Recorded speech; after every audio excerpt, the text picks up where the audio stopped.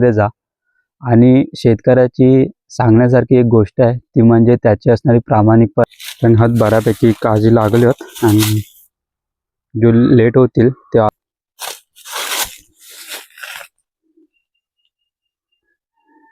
कॉलेजमध्ये जाऊन दुपारी घरी यायचो. त्याच्यानंतर ह्या काजूच्या झाडां.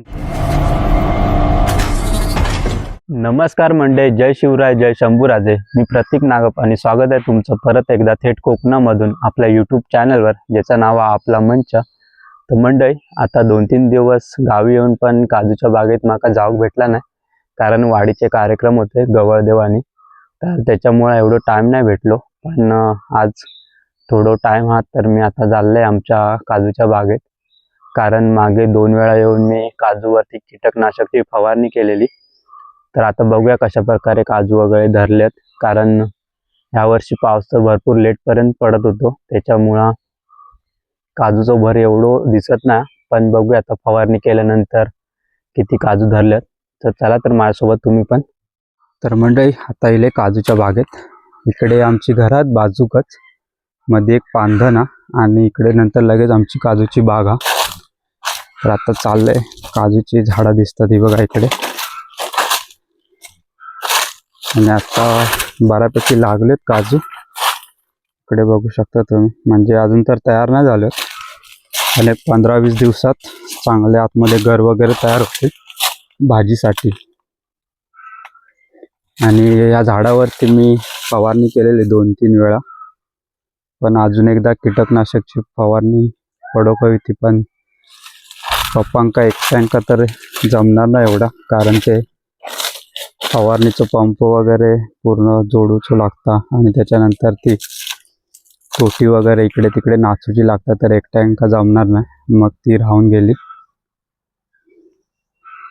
पण इकडे बऱ्यापैकी काजू लागले होत, ते बघू शकता तुम्ही. म्हणजे इकडे थोडे बघा, हिना बुरशी लागली आहे झाडा काजूच्या बियांका. तर एकदा परत कीटकनाशकची फवारणी झाली असते ना, तर ही बुरशी निघून गेली असती. पण हात बऱ्यापैकी काळजी लागली होत आणि जो लेट होतील ते अजून काजूची फळं लागली नाहीत. आणि इकडे आम्ही मध्ये 1-2 कलम पण लावलेली, आंबा कलम, केशर आंब्याची कलम लावलेली होती. ती पण ह्यावर्षी थोडं मोवर दिसता वरती. पण जास्त करून आम्ही इकडे काजूच लागवड केलेली आहे. ही 7 नंबर काजू, वेंगुर्ला काजू. तर या अजून एवढी फळं लागली नाहीत, पण आता मोहर तर ही थोडी लेट होते.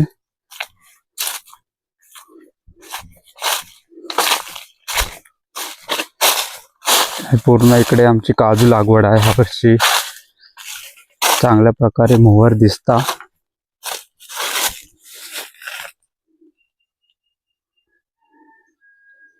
आणि ह्यावर्षी कसं पाऊस पण थोडा जास्त वेळ लागत होतो, त्याच्यामुळं काजूचं मोहर वगैरे लेट हे झालं.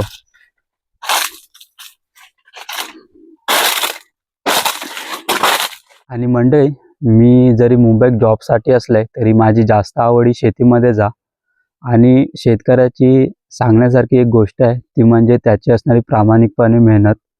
कारण आंबा शेती किंवा काजू शेती ही जास्त करून निसर्गावरती अवलंबून आहे. जर जास्त पाऊस पडला किंवा थंडीच्या दिवसामध्ये जास्त थंडी किंवा दव पडला, तर त्याच्यामुळे शेतीला मोठ्या प्रमाणात नुकसान होण्याची शक्यता असते. त्याचप्रमाणे कीटक किंवा बुरशी जर फळांना लागली तर त्याचा देखील खूप असा लॉस होतो शेतकऱ्याला.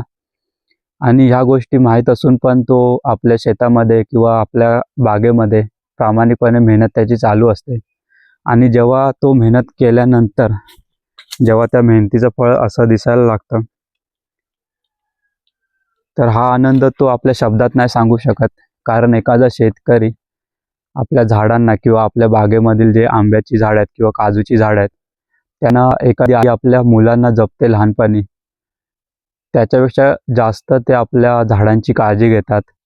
आणि त्याचं जर फळ असं मिळत असेल तर तो त्याचा आनंद आपल्या शब्दात नाही सांगू शकत. आणि आता मी आमच्या दुसऱ्या काजूच्या बागेत, जिकडे मी कॉलेजला असताना BMSच्या सेकंड इयरला होता आहे तेव्हा आम्ही इकडे काजूची झाडं लावलेली आणि त्यावेळी कॉलेजमध्ये जाऊन दुपारी घरी यायचो. त्याच्यानंतर ह्या काजूच्या झाडांका पाणी वगैरे घालायचो मी, कारण त्यावेळी पप्पा कामाक जायचे तर ह्या इकडे घरी सगळा माकाच बघूचा लागायचा.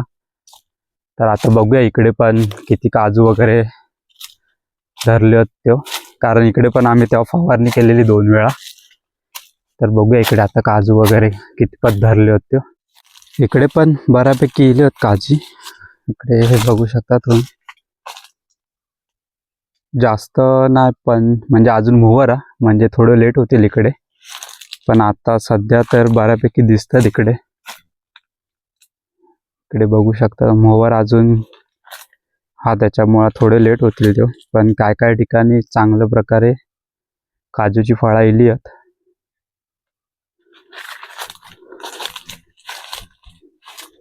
इकडे बघू शकता ही वेंगुर्ला 4 नंबर काजू, म्हणजे ह्याची साईज थोडी छोटी असता पण हे जास्त धरतात.